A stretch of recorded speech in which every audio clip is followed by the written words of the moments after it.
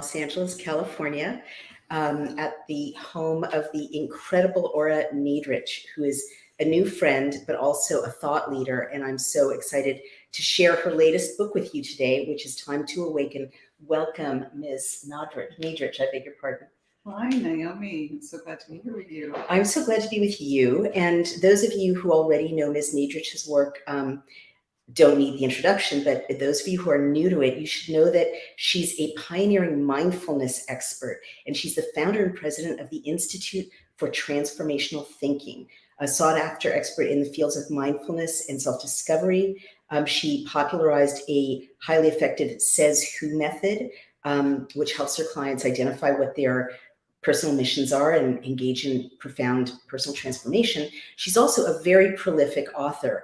And I really admire her innovativeness as an independent author. She's the author of Says Who, One Simple Question Can Change the Way You Think Forever, and Live True, a mindfulness guide to authenticity, which was named one of the 100 best mindfulness books of all time. Pretty amazing by Book Authority. She's been featured in Thrive Global, Fast Company, NBC News, Women's Health Magazine, Reader's Digest, Psychology Today, Yahoo Health, Success Magazine, and many others. She often contributes to the Huffington Post and is one of their leading global mindfulness experts. She and her book, Mindfulness and Mysticism, with a foreword by His Holiness, the 14th Dalai Lama, were featured on KTLA News. So what an amazing set of accomplishments. And I guess the first thing I would say is that I'm especially interested in speaking with you because this book is about this moment. Mm-hmm. And it's an incredible fast read. It's incredibly gripping and important, but it's also kind of historic, I feel, because it's the first, to my mind, the first book from the kind of mindfulness and spirituality community to address the pandemic and the wave of fear that hit the world. So please start by telling us what your main message is here. And then I want to ask you why it's the first book from that community to address this moment. Well, the main message really is, as a mindfulness practitioner, is to really propose the idea of how what I've observed over the last 2.5 years is that there was a lack of awareness, whether that was unknowing to someone or deliberate. It's, not wanting to know something. It's a lot easier sometimes not to know something than to know the hard truths, which can be really upsetting and depressing. And I think it's fair to say that the last 2.5 years have been that. Indeed. Do you know? So yes. I think a lot of people, their go-to is, I don't want to look at that. Right. I don't want to see that. Well, the practice of mindfulness is being in the present moment with total awareness. Right. So you are aware of what's happening. There is no denial. Right. There is no pretending, as uncomfortable as it may be. Right. So I want to use that as sort of my guide into how something like, you could take something, whether you subscribe to it or not, like a mass formation psychosis, the Malone and Matthias Desmet perception of what went on in the last 2 years, that people just go into this complete collective denial. So with mindfulness, you can't. Right. Mindfulness keeps you too present. You can't go into denial. God. I mean, I have to say, denial sounds really good in the last 2.5 years, but I understand the dangers. I mean, this book starts out addressing the pandemic specifically. Right. And you make the case, which is really stunning and important, that the world is kind of divided into two groups right now. People who are in a deep slumber and don't want to be awake, and who are gripped by fear since 2020. And those of us who are awake, as miserably uncomfortable as it is. Yes, I admire your willingness to just look right at it, but sometimes I'm like, I just want a martini. I don't want to look at this anymore. So talk to me about why you believe that, what led you to believe that the world since 2020 has been divided into groups of people who are asleep or in a deep slumber and don't want to wake up, and people who are awake. I mean, I don't know if we have the exact answer as to from individual to individual as to why. Is it a choice? Is it that they really just don't have the awareness? Is it a cognitive dissonance? Is it denial? Is it that they're just not good critical thinkers? I mean, one could go on and sort of just think about why they don't see what we see. Right. You know, somebody at the event that I had last night said she looked at it from a more spiritual point of view, that it is perhaps divine guidance that we see what we see and others don't. Wow. Do you know what I mean? I mean, oh my God, what an interesting idea that Yeah. we're not all processing the same yes, world. rather than constantly Wow. for us to say, how can you not see what I see? Right. And they say the same thing. Exactly. Right. So Yeah. we're mirroring the same thing, and we're on two different, I call it like we're living in a parallel universe. Wow. But it's deeper than that. We really can't, we can understand some of the reasons why perhaps someone doesn't want to lose their job. They don't want to lose their livelihood. They have to put food on the table. There's a myriad of reasons why they may think certain things, but they don't want to admit to it. And then there are those that flat out, I could say to them, you know, gee, there's so many things about what happened over the last 2.5 years that just don't make sense to me. Right. Does it make sense to you, to be a good dot connector? And they're like, what dots? Holy cow. And that's genuinely how they feel. Right. They do not see a sort of connection here to the events that we questioned from the onset that they never did. Right. I understand. Well, from a mindfulness perspective, I guess let's get into what mindfulness means. Would you define it for people who are really unfamiliar with this world? Mindfulness is an inherent quality that we all have, and that is to be more mindful. Let's just use the word. Well, what does mindful mean? I'm more aware. I'm more present. I'm here with you in this conversation, and we're present with each other. I'm not thinking about what I'm going to do 2 hours from now. I'm not lamenting what happened yesterday. I'm present in the moment of which I'm in. And I'm present enough to be aware and cognizant of what is happening in the moment that I am in. Right. So that I can see exactly what is occurring. I'm not projecting onto the moment something that I need to have happen. I'm accepting the moment for what it is. Well, I guess what I would say is that, sitting in a mindfulness retreat, which I've been to pre-2019, is pretty great because you're mindful of, this wonderful cup of tea, the beautiful, pine trees and the scent of the pine trees, and you're in a stable, free society. Whereas the danger, or what I really want to drill into, is that to be mindful in 2022, and those who are watching, we are aligned, and Ora and her wonderful husband Jeff hosted a fantastic event last night for Children's Health Defense, at which Ed Dowd, the former hedge fund investor from BlackRock, formerly from BlackRock, and Robert F. Kennedy Jr., the founder of CHD and the advocate for children's health, spoke. So Ora sees a global attack on humanity. I mean, you pretty much spell that out in this book. Yes, very much right? so. Yeah. So it's not surprising. So it's very difficult to be present to take that in, right? It's very tempting to be in denial. I wish I had the kind of mind that could manage it. How do you? Well, I guess what I'm asking now is, are there some things from a mindfulness perspective that are too horrible to process? Well, yes. I mean, it's very difficult to be in the present moment and entertain the possibility that there are things that are happening that are extremely disruptive, especially in a world where you feel you can just everything away. And I don't say that, in a way that disparages the spiritual community. But I think that if you really are somebody who advocates mindfulness, peacefulness, equanimity, it's not an easy pill to swallow to think that what's happening out in the world that is very harsh and dark and disturbing and distressing can really penetrate that environment, that it really is about peace and harmony. Right. I almost feel that a lot of that is a type of spiritual bypassing. Interesting. Because you're not wanting to really look at the other aspects of human nature. Right. What is going on in the world? Right. It's just easier. This has been disruptive. A lot of people would rather not know what's going on right. than to know it.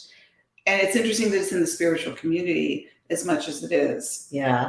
I really want to get there. I yeah. really want to get there. Well, so do you then think, and this is kind of thinking about your argument kind of side by side with Matthias Desmet's theory of mass formation psychosis, which really, respectfully, as a female writer, is really just kind of an update and repackaging, respectfully, of Hannah Arendt's The Origins of Totalitarianism. Right. But and then Dr. Malone added the word psychosis, which is contested. I think Matthias Desmet called it mass formation trance. Do you feel, from a mindfulness perspective, which is different from Western psychology and psychoanalysis, that the painfulness of reality right now, or the fact that humanity is under attack, that people are trying to kill us on a mass scale, there's no way around that, is so disorienting that the kind of cognitive problems that people who don't want to look at it are having have to do with that denial? Like, we've all been traumatized, and they're like in the middle of the trauma, like a lot of trauma, survivors, they're like, they've left their body, There's like a disconnect. Yes. Yeah. I mean, what's the mechanism that you see for this kind of problem processing where we're at, seeing what's obvious, the strangely blind acceptance of more and more injections, following scientists and agencies who have lied to us, without question, believing everything certain media tell them? Is that a result of denial? I think, yes, but I think to start with that is that I think there are a lot of people, nice, good people, who genuinely feel they were doing the right thing, that they were getting immunized with this experimental genetic, whatever it is, Frankenstein shot, and that they were doing it so that they could protect their clients, their loved ones, their coworkers. And I know some of those people, as I'm sure you do. Right. So I think that they genuinely thought they were doing the right thing, because that was what was being sold to us. Sure. We know it grew from there. It became way more sinister, way more dark and suspect along the way. Right. Well, at that point, they had already signed on. Right. They had already, the starting point was, I'm doing what I think is the right thing to protect, grandma and everybody else. So I think that was their decision. Right. What came after that, even when you have the information that comes out of the myocarditis, of the injuries, of the deaths, which aren't they unprecedented? I think a lot of them still have to hold on to the belief that, well, I believe I did the right thing. Right. Interesting. But so unlike reasoning in the past, right? Yeah, I think when you've committed to that mindset, or you've signed on for that narrative or ideology, it's very hard to question it along the way. Look what comes up with that. There's a lot of having to be accountable, having to be responsible for a decision that you made, that you believed in an authority figure, our government, our health organizations, to tell us what to do. And then maybe perhaps you did it so that you could maintain a livelihood. And what if it was the wrong thing to do? I'm not seeing a lot of people admitting that. That's a whole other bag of worms. Why is it hard to admit that perhaps you made a decision that you wish you hadn't? And you're still defending it. Yeah, that makes sense. Emily Oster, an Atlantic magazine commentator, wrote a piece that got a lot of attention, basically calling for amnesty for all the horrors that were committed against the unvaccinated, all the things we did in the pandemic. And she was still promoting vaccinations, by the way, in that article. Totally. I guess what I want to ask you, again, from a spiritual perspective, because we rarely get a chance to talk to someone who's not, a doctor, a scientist, a politician. What damage does it do one's soul or one's consciousness to ask for forgiveness without accountability, or to receive forgiveness without it? Okay, let's just brush it under the rug. Let's just move on. What's the harm of that from a Buddhist or from a mindfulness perspective? I definitely think, I know that there's so many of us that feel that it was absolutely horrible and egregious what we went through, being vilified, being estranged and ostracized, our own loved ones who thought we were crazy. We brought that up earlier. I do think that her article in particular, which I found rather arrogant. Yeah. Is this sort of like, let's just wrap this up in a nice little pretty bow, and or that, well, we just didn't know. Right. Which to me seems very much a cop-out. Right. And I think that from a mindfulness perspective to what you're asking me, I think one has to take responsibility and really be with that.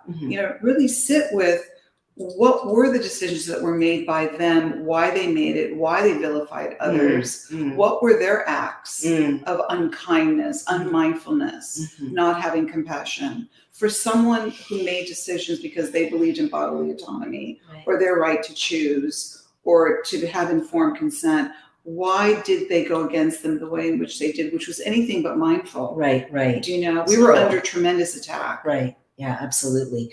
So basically part of mindfulness is facing yourself, it sounds like you're saying. Completely. Yeah, that is mindfulness. It's inescapable. Right. Yes. Right. It starts with facing yourself.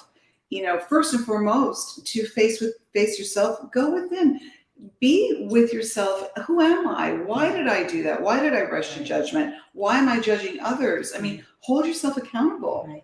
And then what would be an appropriate, from a mindfulness or Buddhist, I don't know which you prefer, perspective, what is the right thing for someone like Emily Oster, someone who hurt others by ostracizing, after reflecting on herself, what should she do? And angered people would. Right. I would love to have her here right now and say, and maybe she would still defend her article. Right. And maybe she would say, everything I wrote is everything I believe. And we didn't know. And by the way, I still believe in vaccines. And I don't think I need to apologize. Right. I'm sure there are a lot of people that. What would you say to a genuine seeker who's hurt others? That the right, what should follow from a mindfulness perspective? The harming of others, the ostracizing of others. To really, really go deep in a contemplative way as to why was the behavior of someone who acted unkind and judgmental to somebody who really believed, as I said, in bodily autonomy. Right. To explore their own humanity, to explore something within themselves that made them very reactive, made them go into judgment mode. And what did they learn from those behaviors? Right. It's all about the learning and the evolving, in my opinion. Right. So what have they learned from it, if anything? Should they apologize? Is that part of mindfulness practice? I feel so. Eightfold path. And I don't mean a half-hearted apology or to feel obligated that they have to so we can get on with it. Right. I'd like to know what Emily has learned from that and why she feels it's okay to just go into this amnesty mindset about this and that we can move past it. Right. We mustn't move past things without really addressing what caused the behaviors that we did and inflicted great harm on one another and learn nothing from it. I hear you. Well, now let's go back to the central argument of your book. You make the case that humanity is under attack, and I agree with you. And you and I had a very deep conversation last night that I'd like to bring to our audience. I want to ask you, why is it under attack, and what's the spiritual dimension? Is this like a cosmic battle between good and evil? Has a portal to hell opened up? Negative energies are probably all of the above. But how do you see this? It's interesting. What came to me, at the very beginning of this, when I realized at the onset of it that something was terribly wrong, and a lot of things didn't make sense. But what came to me, what can also be called just divine guidance, a download, a lot of people feel they get that, is that I kept saying, this is more than just a virus, a novel virus. This is a period of a great awakening. Oh, wow. So this is what's so amazing about this book. I am super depressed about the state of the world and consciousness, and you see what's happening as ultimately a positive thing and part of the great awakening. Yes. Talk more about that. I do. And I explored that, and I thought, great awakening, why is that coming to me? Why is that in the front of my psyche here? And as we know, there have been great awakenings throughout history. And my research of that was oftentimes they were religious revivals when religion really wasn't working for people anymore, and they wanted something more. Right. So we have an opportunity now to really go deeper into what are our values? Mhm. Are a lot of these systems and constructs, do they work for us anymore? Mhm. How are we evolving on the planet? Right. Where do we want to see this go? For me personally, when I hear things, and we can go into that whole area, which I talk about extensively in the book, something that the World Economic Forum or Klaus Schwab calls the New World Order. I mean, just the word order, like, yeah, exactly. What does that make you feel when you think of, a new world is coming that is being ordered by those that think that our destiny should be fulfilled in a way that others dictate? Exactly. It's their order. It's their order. It's not our order. It's not my. That's not my idea of how I want my destiny to be. Right. Do you know? And Absolutely. I think that when I explored the book and I went into the areas of transhumanism, which I found very disturbing. Mhm. I get it. We're in the future. Right. We're at a time of artificial intelligence. But when I read up on this and I saw how unspiritual it was, and it was very soulless. And whether you believe in transhumanism, whether you believe in God or not. I mean, I read Ray Kurzweil's book, The Singularity, which I wanted to throw across the room. Explain to people what that is if they're not familiar with it, please. Ray Kurzweil is a Google engineer who's a big believer in transhumanism, which really is this sort of transcending our biological form and becoming supercomputers. In that this can get very complicated, and I suggest people do a deep dive into transhumanism and find out about AI and what is this desire to move us into these robotic, soulless, computer-esque type of people, or you've got the metaverse, you've got these fantasies, these sort of futuristic fantasies that are very about not being human anymore.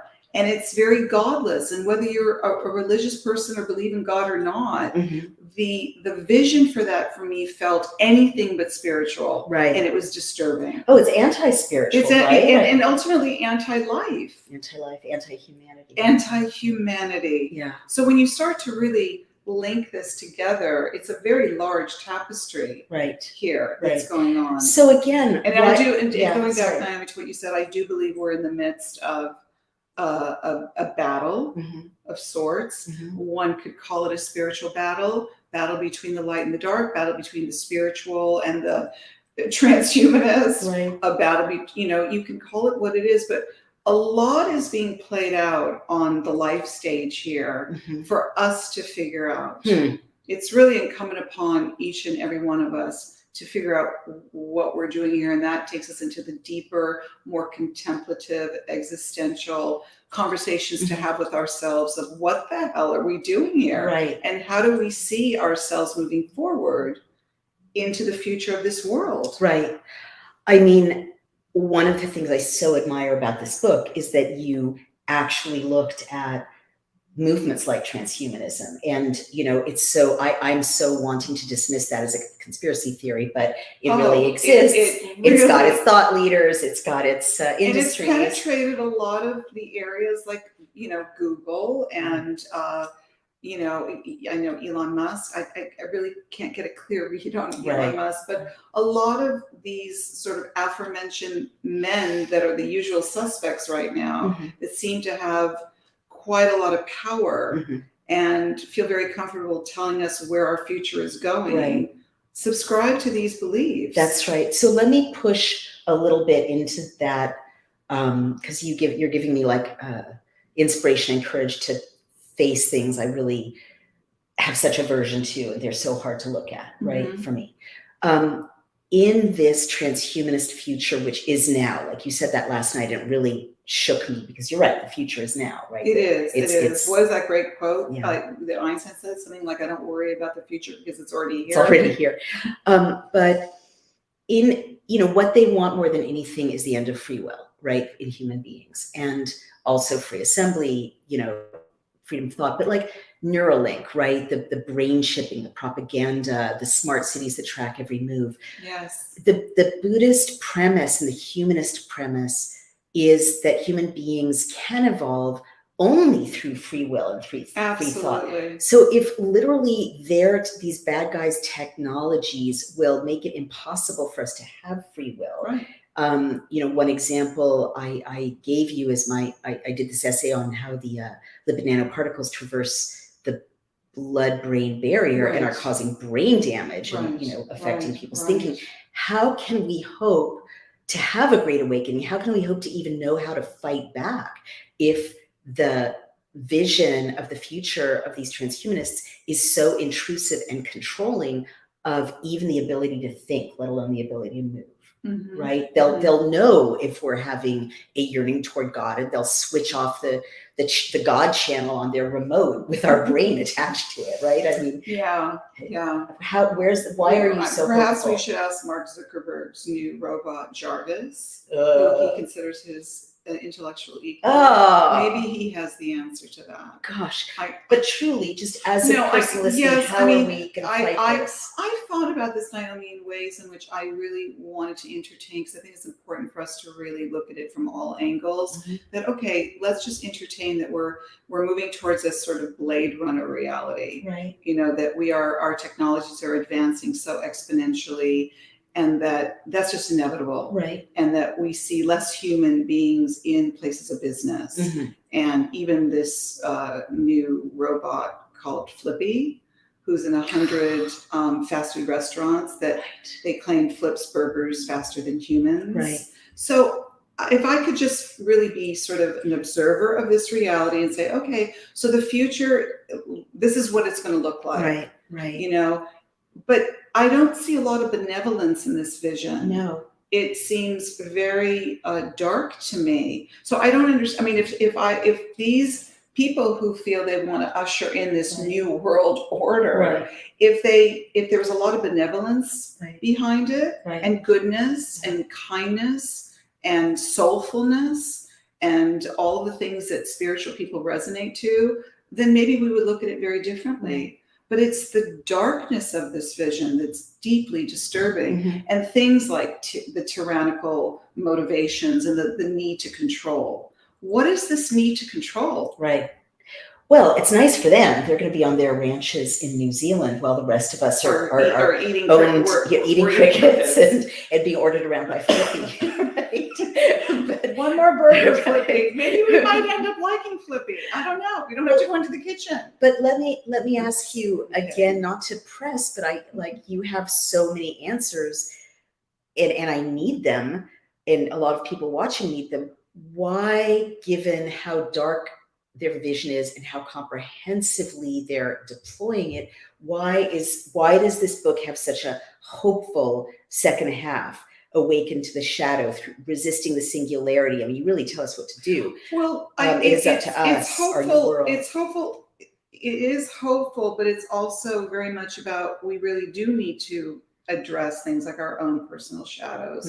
I do believe that a lot of the great horrors of our humanity have been caused by the lack of self-awareness. Interesting. And you can just go through history over and over again and see how those atrocities and horrors took place. But what if you ultimately believe that if collectively we awaken to our Buddha nature, to love, to humanity, to kindness, to honesty, to transparency, that collectively the forces of darkness cannot overcome us? Is this truly? I would like to believe that. Mm-hmm. I would, and I think that therein lies the rub. I think we're really very much ensconced in this battle between those that really believe that we could create heaven on earth. And I don't say this in sort of some unicorny, kind of airy-fairy way, to those that feel that being human is messy. Right.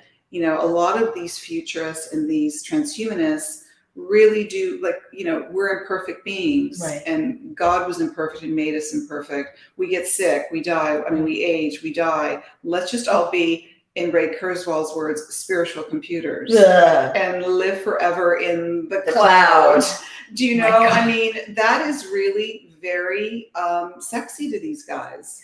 and it's horrific. Sociopaths. It sounds like the most dystopian horror sci-fi reality that we can possibly envision. So one of your chapters talks about the signs of awakening that you see. Tell me where you see signs of awakening. I think the signs of awakening, and I do think that there are many of us that are experiencing that, and that for many of us, this period really had people get more connected to their spirituality, which that gives me hope. Right. Do you know, where they are fighting for what they believe in for our humanity, I being one of them, which is why I wrote this book. Right. In that, deep in my heart, I know that the vision for our future life is not about the things that seems very dystopian. And I think that more and more people are waking up to that and honoring that we are actually free, sovereign human beings. Why in the world would we let anybody have power over us and control us? But if we don't resist something like the singularity, which is, or Neuralink or microchipping, and you know, I know still people just don't even know what the hell we're talking about. Do you know? A lot of people watching this will, though. Yeah, these are that you know, when I talk to you and I connect, which is really the beautiful thing about mindfulness, is it teaches you to go somewhere deep within. And you know, there's, you know, it almost feels, you know, we can speak of things in a biblical context. It's easy to read a Bible and draw your spirituality or your religious connection to God or divine presence that way. Right. Now's the time to connect to something deeper within us. Right. And that's what I really propose. Right. To go deeper within and to ask yourself, what do I see for a future world? And what do I want? And what do I want? And that touches my heart when I think about that. So important. And it sounds like, and one of the most valuable things I took so far from this book is your kind of recipe for overcoming fear, because I confess I'm in a state of fear that's acute. Well, we talked about that last night, and I in my introduction last night was I went into the 7 stages of fear, the Elizabeth Kubler-Ross stages of fear of grieving, because haven't we been grieving? Grieving of a world that it feels robbed of us. Right, exactly. You know? It's so true. And fear is the number one thing that keeps you frozen in going along with these programs. Right. Do you know? Yeah. Fear is not where you want to be. Right. And so you give the reader practical tips for overcoming Absolutely. fear. I mean, fear is real, and we have every right to feel fear when we read about these very powerful, you know, global elites and billionaires who, like, you know, the Bill Gates and the, you know, Klaus Schwab's and all of these people who seem to, again, feel they have a right to decide what our future is. We fear that this could very well happen. Right. I'm with you. I'm with you. Yeah. Do you know, especially when AI, you know, the train has left the station. It has. This advanced technology exists. Right. It's who's behind this advanced technology that worries me more. Right. I'm more worried about who's behind Flippy than Flippy. Absolutely. Flippy is neutral or benign if it's deployed with love and pro-community. Exactly. Well, now let's talk about, and this is really my last set of questions, and maybe the most controversial. You know, this is kind of a departure for you. Your other wonderful books that are, you know, very well received in the mindfulness community don't touch the pandemic, don't touch globalist attack on humanity, don't touch the issue of medical freedom and consent. Right. And this does, and I think it's very, very, very brave for you coming from that community to address that. I've been super disappointed in my beloved friends and other people I won't name who are close to me from the Buddhist community, from the mindfulness community, from the emotional intelligence community, who have, you know, who have ostracized, who have judged, who have closed their eyes to actual science, and suspended critical thinking. And there's been a silence. I mean, that's why I started out this broadcast saying, this is the first spiritual book to address. Any of my colleagues and cohorts who've written. Christians have been addressing it. Maybe Orthodox Jews have been addressing it, but the kind of mindfulness community. I don't know crickets. anybody. No, I don't know anybody in the mindfulness community that I personally know of that has come forward and proposed these questions. So talk to me about the fact, I mean, I'll just say it, the Omega Institute won't let people visit for their retreats if they're not vaccinated. That's right. I was scheduled to teach there. And it's my understanding, I believe I'm correct, that, I'm not trying to, vilify these organizations that bring in speakers, speakers who speak of spirituality, right? Speakers who speak of higher consciousness, these very subjects, right, that are supposed to have their origins in spiritual awareness, right? And places like Essel, and I understand these spiritual retreat centers are requiring that you have to be vaccinated to teach there. Excellent, where the mindfulness movement began in America. Now, I don't know if it's a liable concern that if somebody gets COVID while they're there, they're going to sue them. I don't know. But it's very curious to me why that's an absolute must in order to teach there or to go there. Right. Well, it's surreal. So talk to me about your own experience or observation of the mindfulness community in relationship to ostracizing the vaccinated, shunning the vaccinated, wholly, taking in the willingness to do something experimental with their bodies when these are the same people who are vegans or, don't buy non-cage-free eggs and so on, or suspicious of pharma in other ways. And there are a lot of them. Yeah. And many of them posted things on social media that I found were very aggressive, very non-accepting, very non-mindful. What's an example of that? Of going on social media and actively criticizing, and I won't name names because some of them I know very well, and they're very popular in the wellness field, that, they were the first to roll up their sleeves and proudly, show off their vaccination and really reprimand those that weren't doing that. Right. What is spiritually mindful about that? Exactly. And haven't there been like many yoga retreats, yoga classes that were masked, which blows my mind because yoga is explained prana to the West, right? And you can breathe really well with those masks. You can do deep pranic breathing when you've got those masks on. It defies logic. It really does. And for me, I view that as spiritual bypassing. Right. To use your spirituality in the name of thinking you're more righteous. And it's such a sort of twisted take on you're being spiritual by caring about someone else, by getting the shot so that you can protect them. But I don't believe that's a genuine intention at all. No, and by now, even the CDC admits that it doesn't affect transmission. And judgment. One of the definitions of mindfulness is being in the present moment with total awareness, acceptance, and non-judgment. Right. I mean, that is one of the basic tenets of mindfulness. Right. Exactly. And there's so much judgment within that community. What are some other examples? I mean, people just saying judgmentally, oh, the unvaccinated are stupid or unscientific. Absolutely. Or probably wouldn't even accept the fact that maybe many unvaccinated people are highly spiritual people. Right. To be able to share those, sort of precious words within the spiritual community. Right. Like, what is this, a spiritual competition? And because you got vaccinated and I'm not, you're more spiritual than me? That's ridiculous. Is that really the form that I think there's a lot? Again, it goes back to the woman who wrote the article in the Atlantic. I think it's just arrogance, right? And coupled with ignorance, right.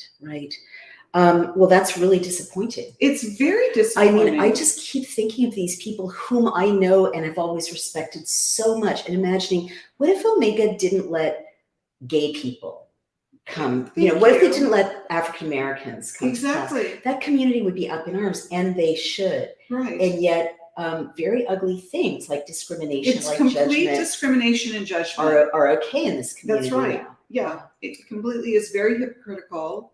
And again, I want to emphasize that I view it as complete spiritual bypassing. Right. What do you mean by that? Using your spirituality or your positions in the spiritual community, be it the area of yoga, mindfulness, whatever, but you're really avoiding looking at the realities of life, which haven't we been faced with that? Mm-hmm. And use spirituality as a way out of it.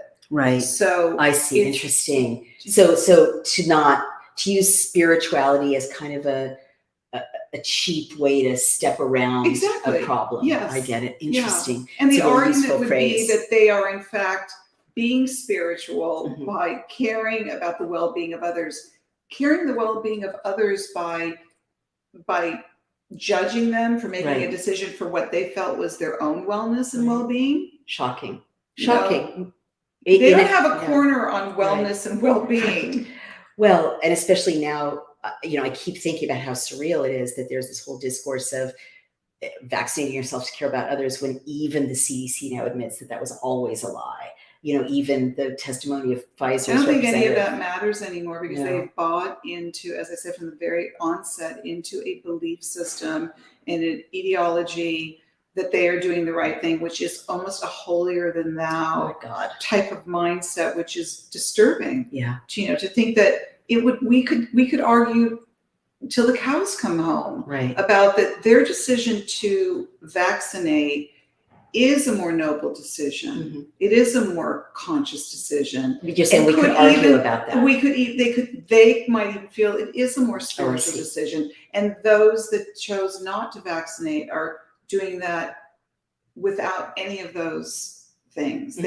They're not as spiritual as they are. Do you know what I'm saying? When you think you're doing the right thing, and that's what was sold to us from the onset. Right. It's a lot of... These are supposed to be the critical thinkers. Well, I guess not. And the acceptors and the we are all one-ers, right? The non-dividers, it's non-duality, right? Right, exactly. And it's proven to be anything but that. Right. And I'm not saying everybody in these communities, but it's very split down the middle, and it's very sad to see. And that's in a lot of communities. Right, absolutely. I know. It's in the medical world. I know. You know that. I know, but Ora, for some reason... But in this wellness field, how about just taking the word wellness?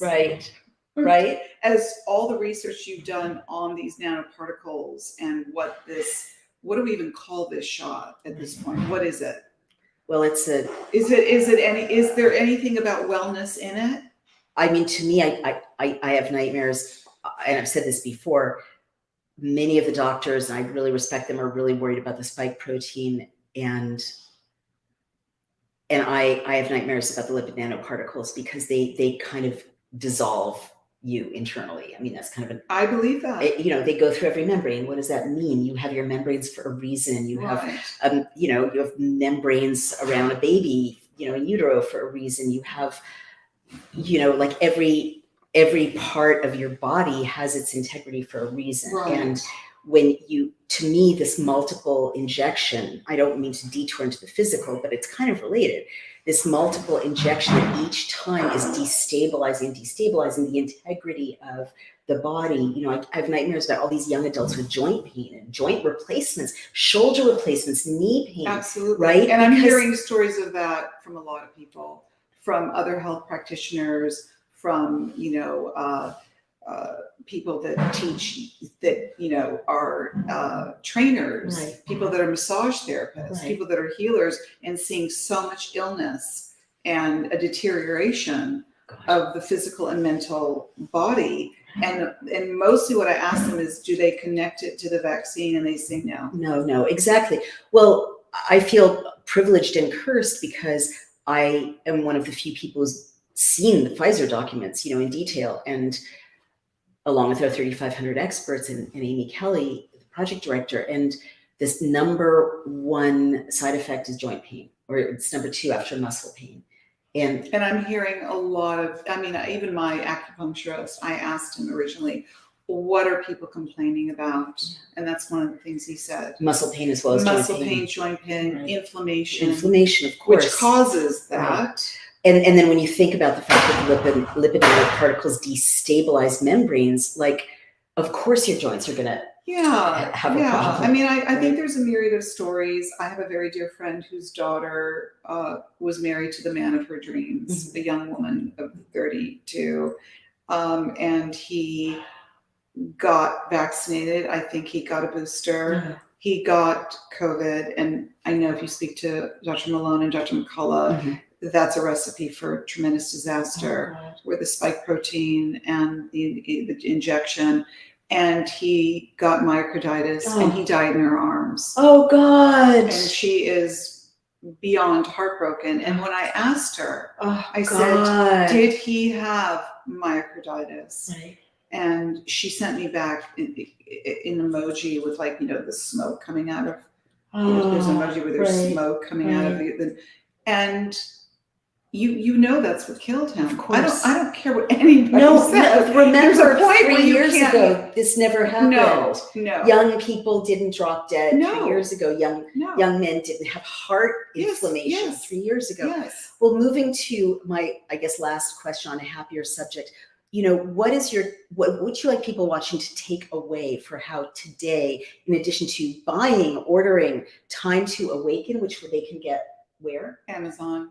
Do you have a website for it as well? I do. OraNadrich.com. OraNadrich.com. Buy it, read it, share it. It's especially fantastic for young people who might not plow through The Bodies of Others, my book, or even The Real Anthony Fauci, because those are kind of books for not 21-year-olds and teenagers. But this is very accessible. It's an easy, fast read. You've got to get it for everyone, but especially for those young adults in your life, or people who are not persuaded yet. You've got a very gentle voice. Absolutely. You're not haranguing them like Bobby and I are. and it's very good or for as that. Ed said, deepening the depression. Right, exactly. It's a think very uplifting read. It's very, very important. I hope that the wellness community, I hope that the mindfulness community engage with what Ms. Nadrich has put out here. And I personally feel eased in my mind and heartened and strengthened by having, even started on the journey of following Ms. Nadrich's argument in this book. It's so important. What else can people do? What do you want to leave them with? I would encourage them to read the book and, really come to know what the practice of mindfulness is, to be curious about it, to really come with an open mind, and so that you can really come to understand what the journey of awakening really looks like. Do you know? Yeah. It's something that each and every one of us can embark on. And, I really do encourage everyone to try to awaken to what's going on right before our eyes. The only hope we have, Naomi, you talk about fear and the despondency that I'm sure we have both felt respectively, is there's a lot of things that I go into in the book that is so necessary for us to really look at and come to know and come to discover about ourselves. And I'll leave it with this: to come to know ourselves. We've heard a lot of things, whether it's biblical or to thine own self be true. If there isn't a desire to know who we are as human beings, as part of this collective humanity, who are we? Why are we here? And not be passive to the evolution of this life and to our humanity, what will really change fundamentally? Do you know? It really is incumbent upon each and every one of us to make that commitment to ourselves. Right. Beautiful.